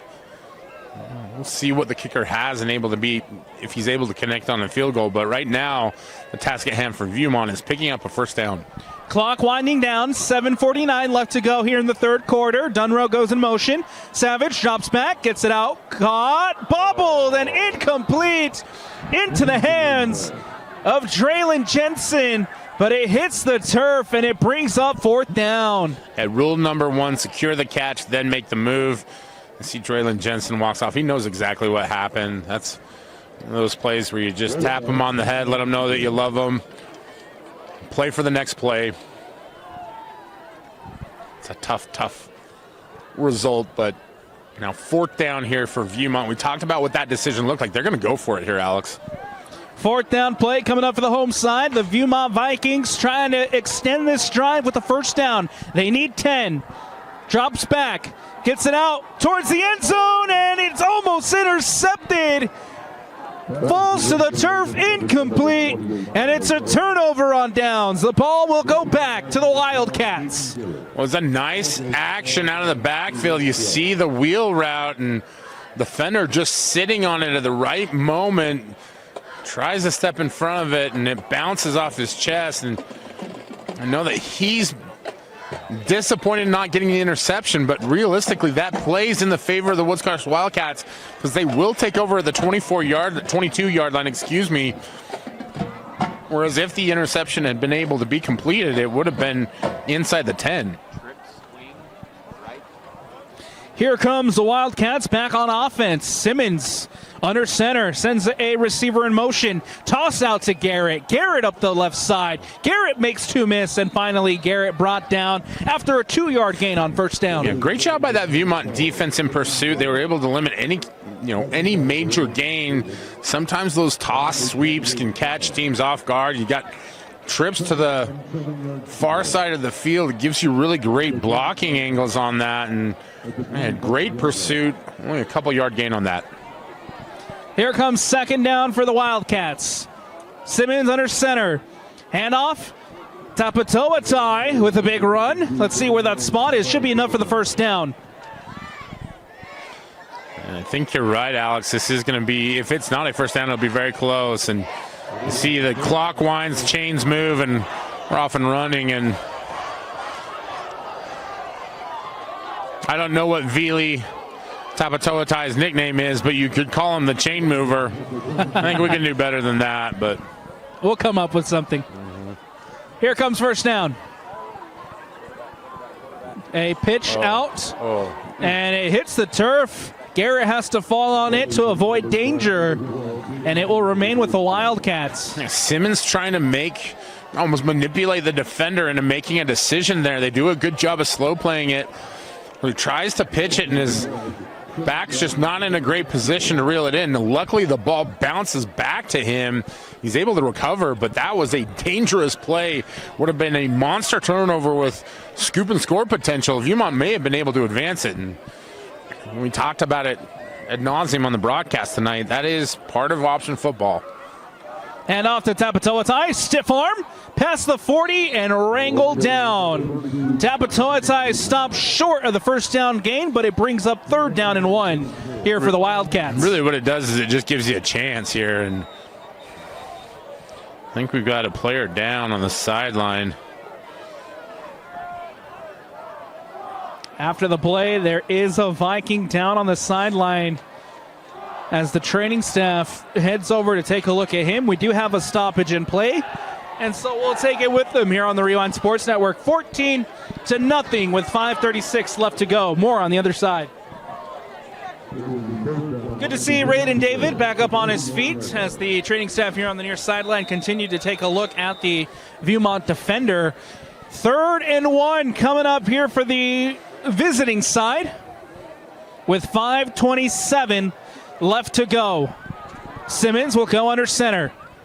Hand off to Tapatoatai. Makes one miss, makes a second miss, dives forward, and gets plenty for the first down. Another big run from Viliami Tapatoatai here in the 3rd quarter. First down, Wildcats.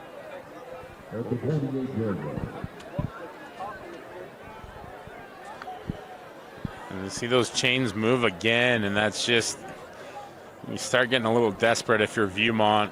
It feels overwhelming. Another handoff. No, keeper there from Simmons. Simmons finds some space. Up the right sideline. Jesse Simmons to the 20. Has blockers. Cuts inside. And Jesse Simmons will take it into the end zone. Touchdown, Wildcats. His 2nd touchdown run of the night.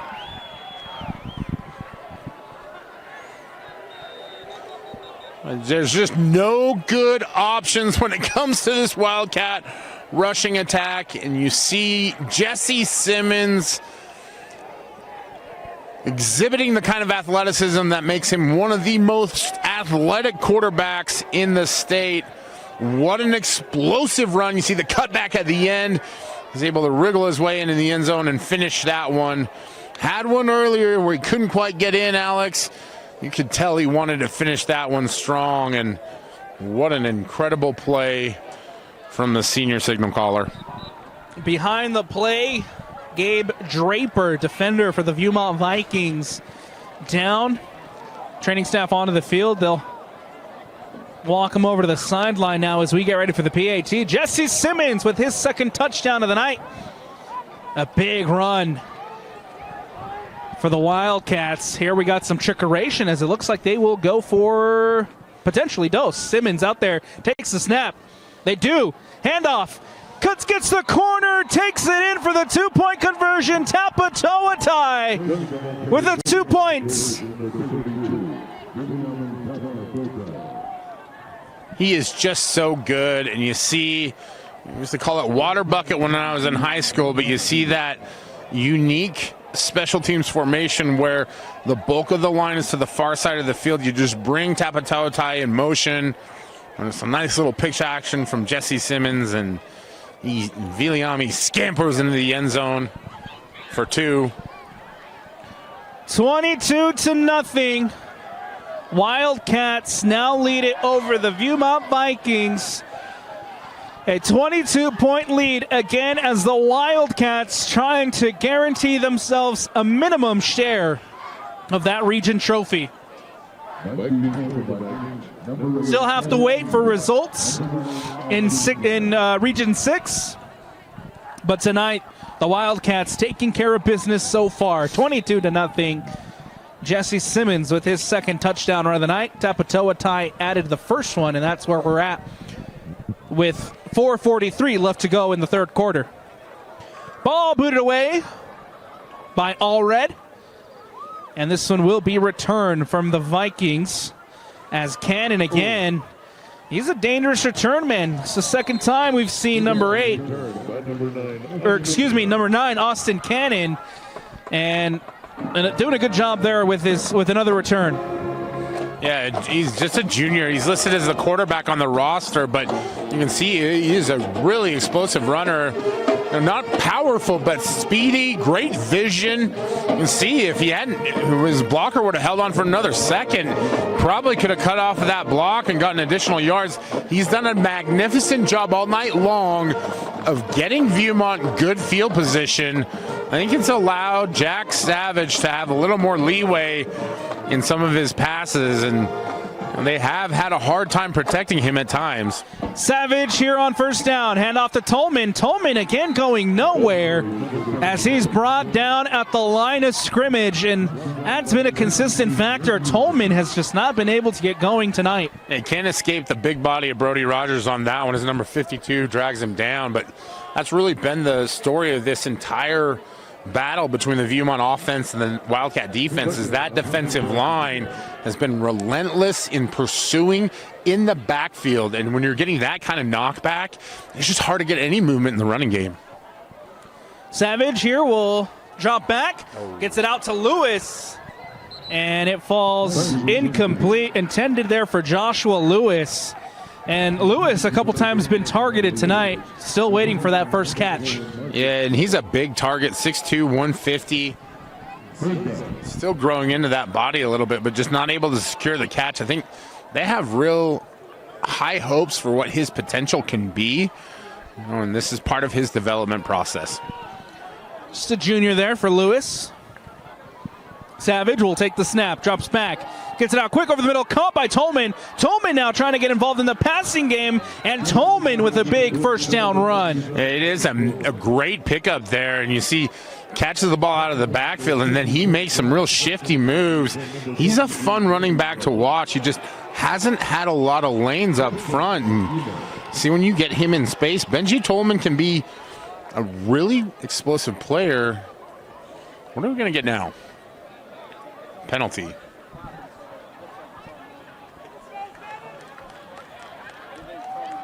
I don't know if something was said. I didn't see anything happen on the field. Dead ball, unsportsmanlike conduct against Woods Cross. That's an unsportsmanlike conduct against Woods Cross, and you see the official having a conversation with players in white. We're not down there, so we don't hear things, but clearly an opportunity for a teaching moment there, but it comes at a high cost if you're that Wildcat defense. Viewmont with a first down here after the penalty flag. This is Savage who drops back. Savage going deep, and it is incomplete, intended for Dunrow, but we do have a late flag that comes out. Yeah, that there was just way too much contact there, and I get that legs get tied up, but that's a kind of a toss-up ball, and if we had protocols that said otherwise, right? If there, wow. All right, I take it back. That is a monstrously punishing penalty there.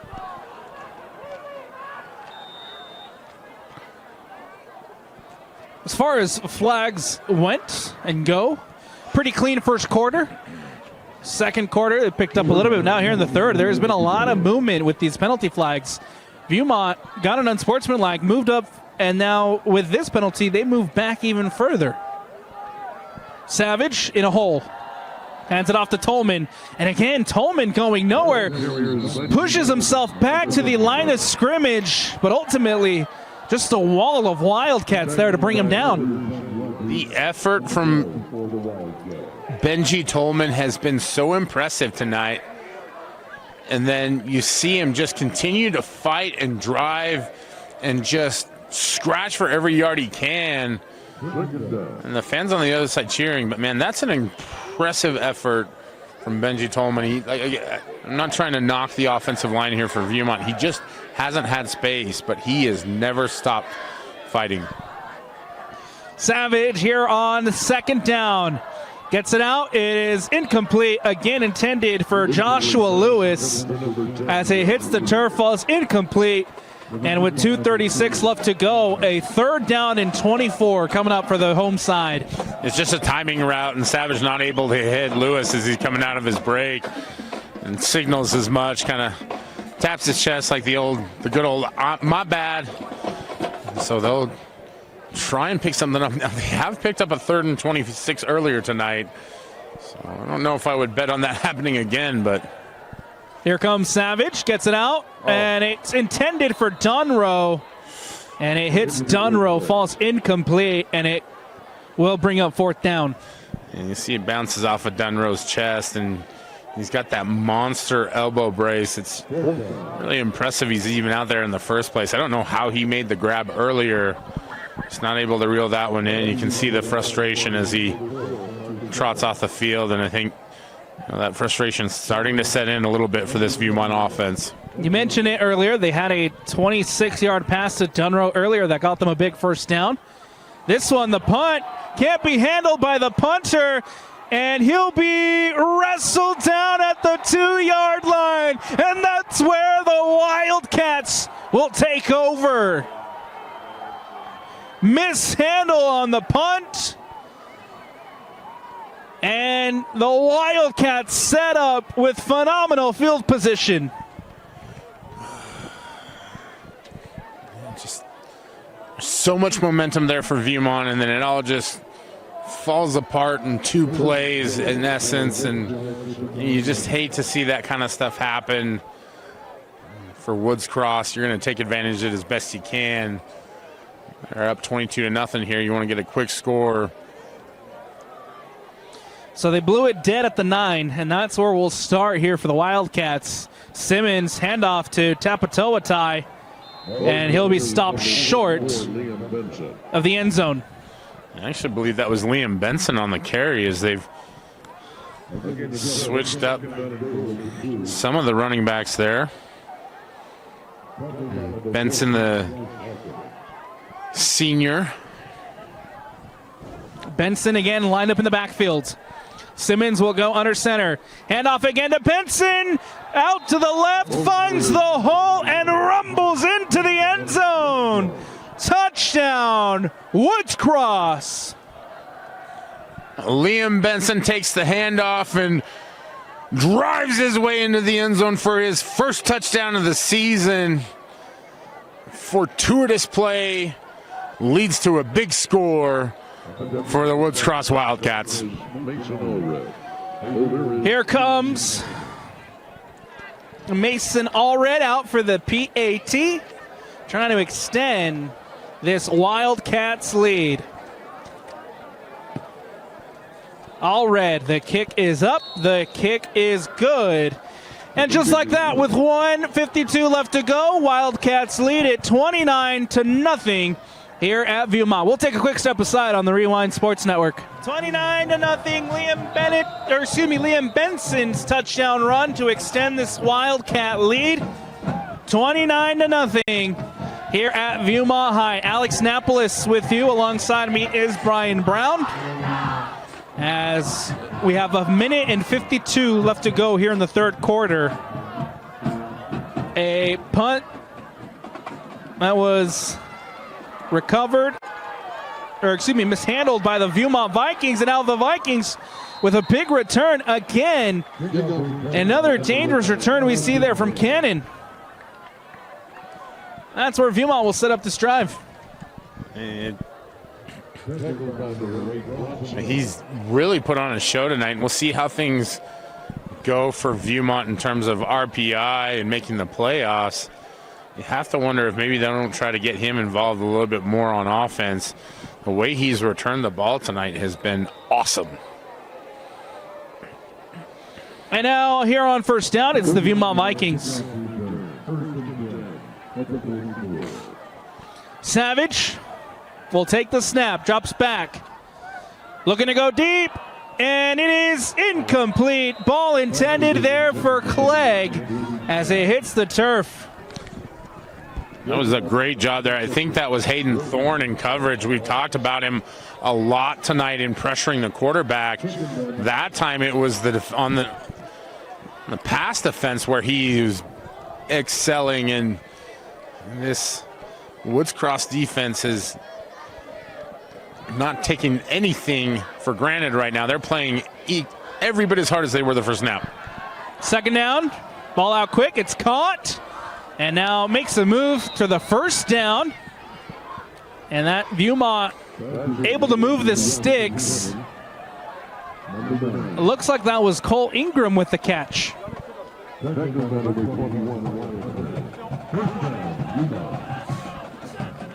And number 8 there for Viewmont on the reception. The senior getting some action here tonight. As Viewmont kind of recomposed themselves, and you see Jack Savage is a competitor.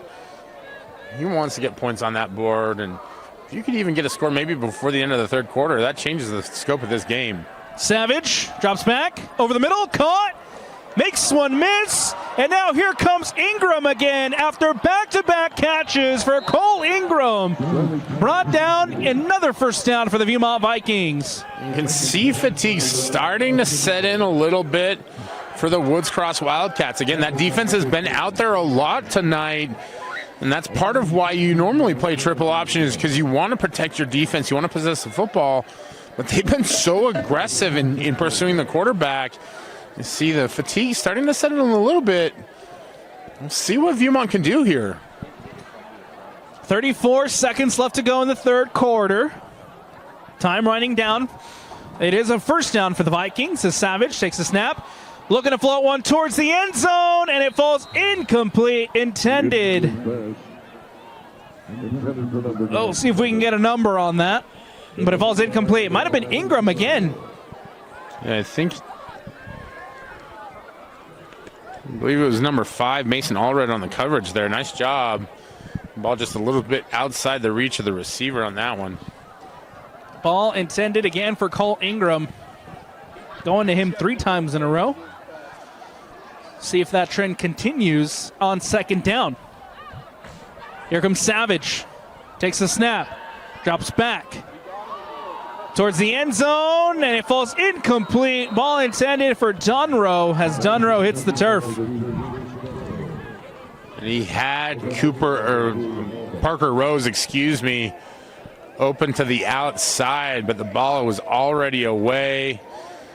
And that's one of those plays that when they watch film again, Jack Savage is going to wish he could have that one back. Rose had beat his defender, done a nice job, but third down here, there's still plenty on the table for the Vikings. 18 seconds left here in the third. Savage will take the snap. Over the middle, it's caught and wrestled down. Gets maybe 2 on the gain, and it will bring up fourth down. And Joshua Lewis finally reels one in, and we'll see if maybe that starts a little fire under him. Build some confidence, but that'll end the third quarter here, and we're going to flip fields, take a break, and start her all over again in the fourth quarter.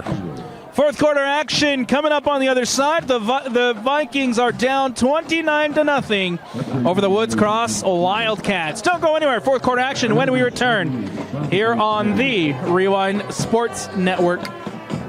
Want to welcome you back into the Rewind Sports Network on KSLSports.com. Fourth down for Savage, gets it out quick, it falls incomplete. It'll be a turnover on downs, and we'll have our chance to see this Woods Cross Wildcats offense back out onto the field. Alex Napolis alongside me is Brian Brown to start fourth quarter action. The ball falls incomplete, and so ends the charge from the Viewmont Vikings. Bounce back nicely from a mishandled snap on the punt earlier, which allowed Woods Cross to score the touchdown to go ahead 29-0, and just not able to finish the drive again. And that's really been the story for this Vikings offense tonight. They've done some really productive things, but just haven't been able to get past that 25-yard line area. Simmons takes the snap. Flags come out. Ryan Miller making a couple of guys miss. Ryan Miller still on his feet. And finally, Ryan Miller wrestled down. Good run for Miller on first down. Yeah, Miller doesn't carry the ball often, but he's done a good job this season when he has. 24 carries, 296 yards, averages a little over 12 yards a carry. That number may have adjusted for people watching. Who are like, no, he's got this. I just go off of what Des News has. The flag does come out, though. It will bring back the run from Miller. And it will bring up a 1st and 15 here for the Wildcats.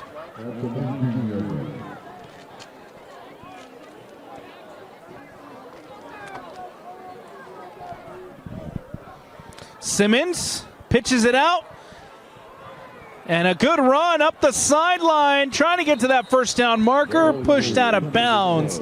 Big run for the Wildcats here on first down. I don't know if that was Shaden Garrett or not, but I tell you what, Jesse Simmons has taken 2 real punishing hits on back-to-back plays, and he's a big, tough kid, but up 29-0 right now. I think you have to wonder how much longer he's going to stay out there, especially as that clock continues to tick down. Simmons will go under center. A handoff, a pitch out again to Miller. Miller this time tripped up by the shoelace. Ryan Miller had green grass and instead brought down just by the tip of his toes. Greenish turf, maybe. Yeah, greenish. Yeah. I see some of that rubber, the black rubber ball starting to show up there in the middle of the field there for Viewmont.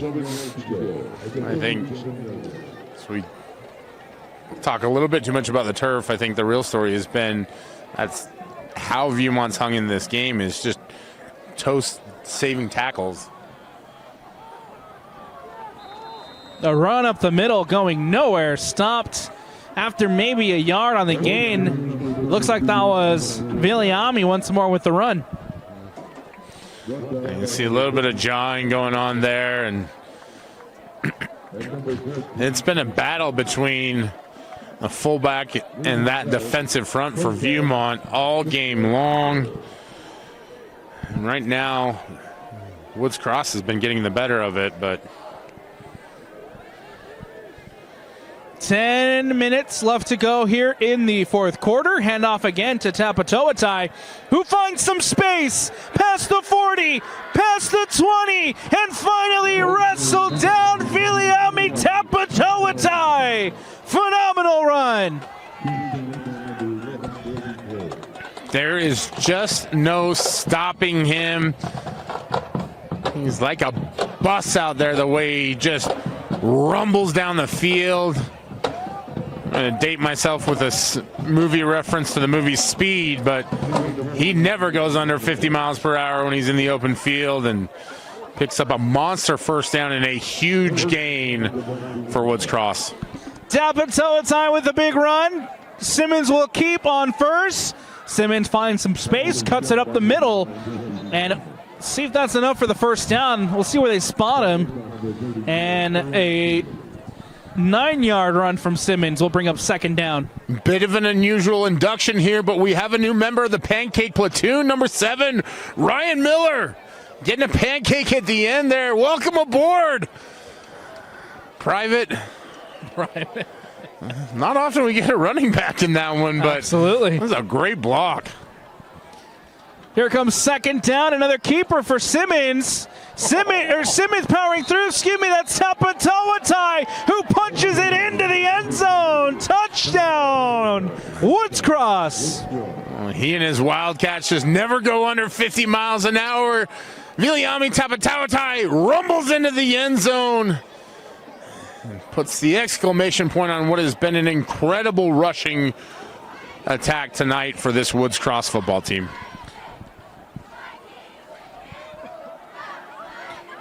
Here comes All Red with the PAT. The kick is up. The kick is good. And with 8:50 left to go here in the fourth quarter, the Woods Cross Wildcats lead it 36-0. We'll take a quick step aside here on the Rewind Sports Network. With a tab spend checking account, you earn big rewards. It's hard to not make a scene. Cash or card? Oh, my card's right here. That's a big card. You should see how much it's earned me. Sorry, Grandma. Tab Spend isn't just another checking account. It's packed with benefits. How do I get one? Just scan this QR code or go to tabbank.com. It's all online and super easy to get started. Kickoff booted away by the Wildcats. Here comes a big return. And tripped up. Looked like he had some space out to his right and instead tripped up, brought down, and that's where Viewmont will return to the field. Yeah, if it's not Austin Cannon, it's Cole Ingram back there to return kicks. And I tell you what, man, that alone is my favorite part right now, is how can either one of them actually break a play open. I don't know if Viewmont's signaling for the Mets closer to come in here, but got some Timmy Trumpet playing in the background. See if the Vikings can get on the board with this one. Savage takes a snap, handoff to Tolman. And again, Tolman pushed back, going nowhere. He'll get forward progress back at the original line of scrimmage. The run game just hasn't been productive much for Viewmont tonight, and it's not really their forte. They want to throw the ball. They want to get those, talented wide receivers involved, and you just every now and then hope to catch the defense snoozing a little bit, and it has not happened much at all tonight with Woods Cross. 7:30 left to go here in the fourth. Second down. Savage takes a snap, gets it out. Dunrow with a catch and forced out of bounds. Dunrow comes up with another catch. And Ryan Miller is just the perfect example of a great high school player. Goes both ways, runs the ball, sure tackler, plays assignment sound football. I don't know what his potential is at the next level. I mean, you just watch this game. He's only a junior, so maybe there's some time to develop a little bit more, but he is just everywhere tonight. Third down coming up here. Savage takes a snap, drops back, pressure coming, steps up in the pocket, zips one in across the field, again looking for Dunrow, and it falls incomplete. Dunrow a bit shooken up after the play, and he'll bring up fourth down. He's taken a real beating, and Jack Savage avoided a lot of contact on that one. Multiple players in pursuit. Now Vikings go 3 and out, and you can kind of see that this game is starting to wear. Woods Cross, the physicality of the Wildcats has really worn down this offense. Paul punted away here by the Vikings. And dropped by Tion. And let's see where the call is. It was recovered by the Wildcats. Danger averted there. Tion Halbach seeing an opportunity to make a big play. Tries to field that one on the fly. And you've got a 36-point lead. At this point in time, probably not the smartest play, but you can understand why he's trying to do it, right? You want to make a play. That's one of those things where if you're a coach on the sideline, you're pulling over and say, hey, glad you got that one out of your system. Don't want to see it again. This one will start inside Viking territory. Just past the 50, ball on the 44-yard line here for the Woods Cross Wildcats. Pitch out to Miller. Miller cuts up. Miller makes a couple of guys miss. Ryan Miller with a big first down run. Still on his feet. There goes Ryan Miller.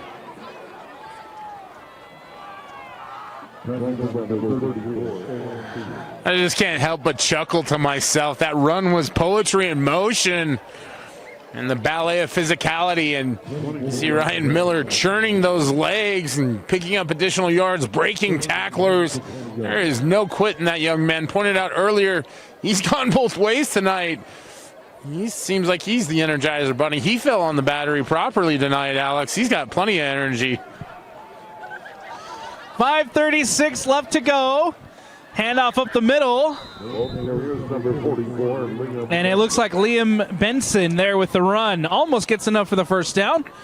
And it'll bring up second for the Wildcats. A lot of credit to this Viewmont Viking defense. They have not given up. They have not stopped tackling or trying to limit that option attack, and it can be absolutely brutal. You know, I know Coach Herman Boone called it Novocaine, but it's almost like, you know, death by 1,000 cuts. Simmons, handoff to Benson. Benson out to the right. And up for the first down, but brought down inside the 10. And it's not regular cuts. It's physical, painful paper cuts with lemon juice being squirted in there. It's just, you know, the triple option is a beautiful offense to watch when it's run the way that Woods Cross has run it tonight. And they're threatening to score again. The Viewmont student body had chalk and a cannon ready to roll. Almost looked like a gender reveal there. As one of them with blue smoke, and if you see that drifting in front of the camera, we apologize. Beyond our control. The student body still having a good time as this one starts to wind down, and that clock is ticking away. Tick, tick, tick. 4:10 left here as Woods Cross looking to get one more score. Good to see the Viking student section still in good spirits. The chalk is out, the confetti is out, and now here with 4 minutes left to go, Woods Cross on the goal line trying to extend this lead. Handoff up the middle, pushes it into the end zone. Touchdown, Woods Cross.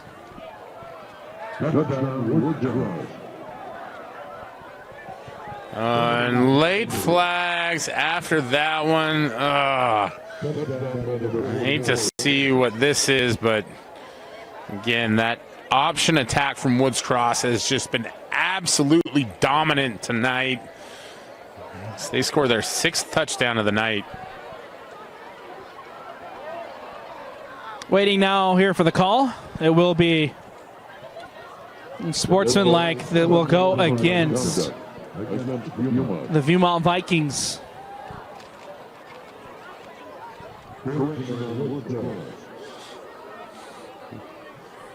And I see Coach Jones out there trying to have a conversation with the official about that.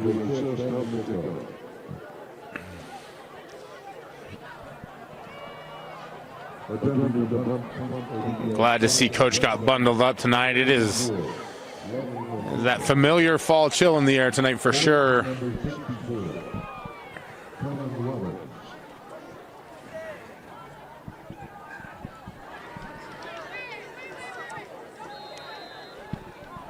I got Arthur Gale putting the PHC up. It's in, it's good. Arthur Gale extends this Woods Cross Wildcats lead. We'll take a quick step aside here on the Rewind Sports Network.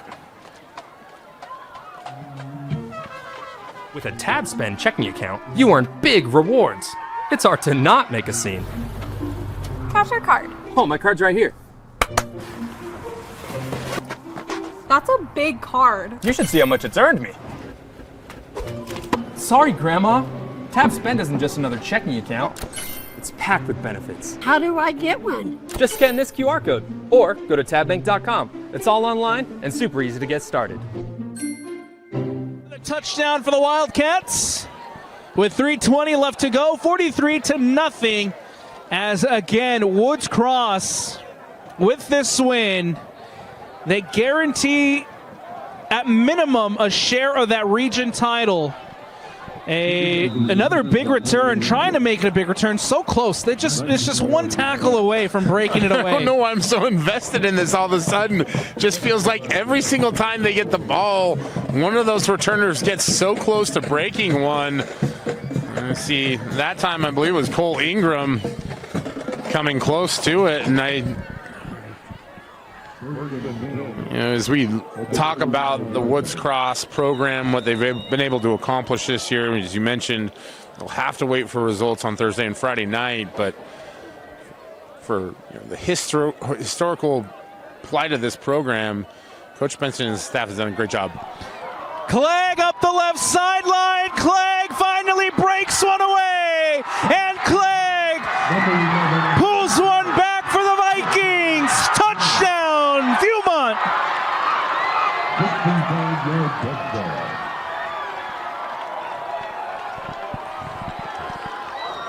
Boy, did they need that one.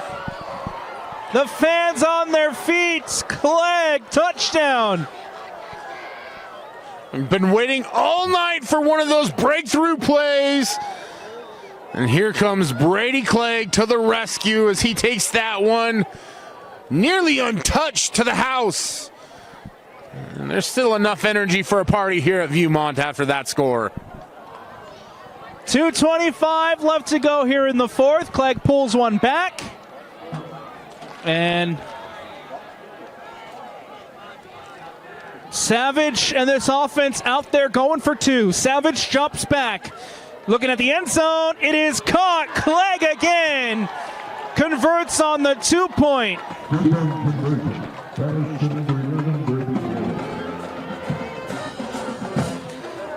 43-8. Woods Cross leads it. We'll take a step aside. Clegg taking it to the house for the touchdown, pulls one back for the Vikings, and with 2:07 left to go, it's a 43-8 Woods Cross lead. Bartholomew out now to kick this one away for Viewmont.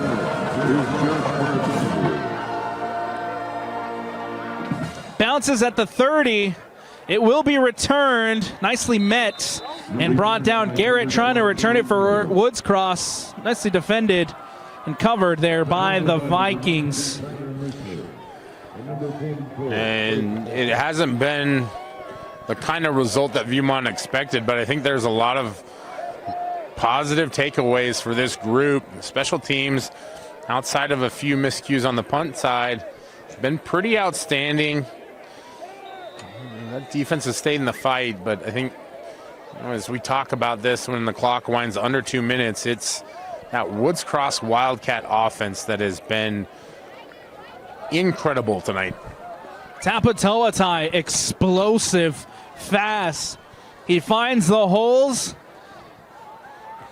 and he does not stop running. Tapatoatai has been incredible tonight. He really has, and there's just so many good running backs in this state, and it's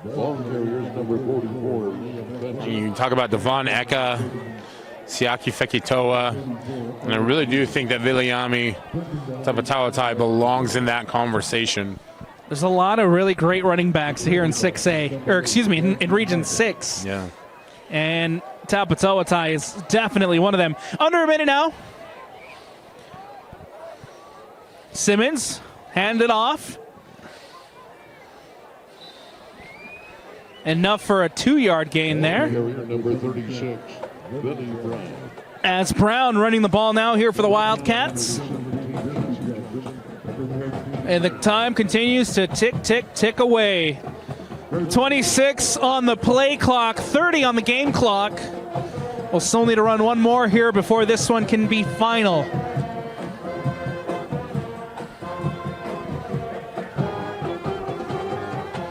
Here comes Simmons in this offense. With 5. Another handoff up the middle. Brought down. And that will take us to the end of this game. And the Woods Cross Wildcats will have region champions attached to their name. A minimum of a share of the Region 6 title belongs to the Wildcats. They will have to wait their destiny when the Bountiful Redhawks take on the Olympus Titans tomorrow, and then the Brighton Bengals take on the Alta Hawks on Friday. At the minimum tonight, they are region champions. We'll see if that's outright, or we'll see if that is shared with the other two teams. And as you see these two teams shake hands, it was a rivalry game with a lot on the line, and you saw Woods Cross go out and do exactly what they expected to do, executed the game plan to perfection all game long. They will walk out of here heads held high as they wait for the results over the next 2 days. Again, Woods Cross, the final score here, 43-8, with the Wildcats taking the win. Helmet stickers presented by Tab Bank. Brian Brown, give us your helmet sticker winner of the night. Well, a lot of options out there. You know, we talked a lot about Ryan Miller's effort tonight, and certainly worthy of it, but I got to give it to Jesse Simmons for what I think was the game-breaking touchdown there, coming out of halftime, avoided multiple defenders and sprinted his way for the end zone. And that's what really closed the coffin on the Viewmont Vikings. Congratulations, Jesse Simmons. Jesse Simmons gets it from Brian Brown. I think I'll give mine to Viliami Tapatawatai. The way he ran tonight was absolutely phenomenal and helped propel this team to a big, big win. That is your helmet stickers, brought to you by Tab Bank, always here on the Rewind Sports Network.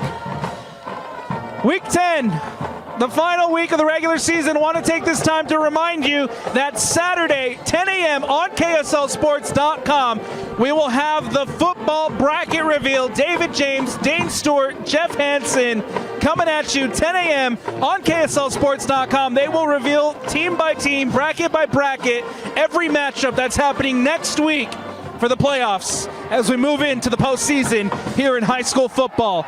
That's going to do it for us here on the Rewind Sports Network on KSLSports.com. As always, presented by Tab Bank.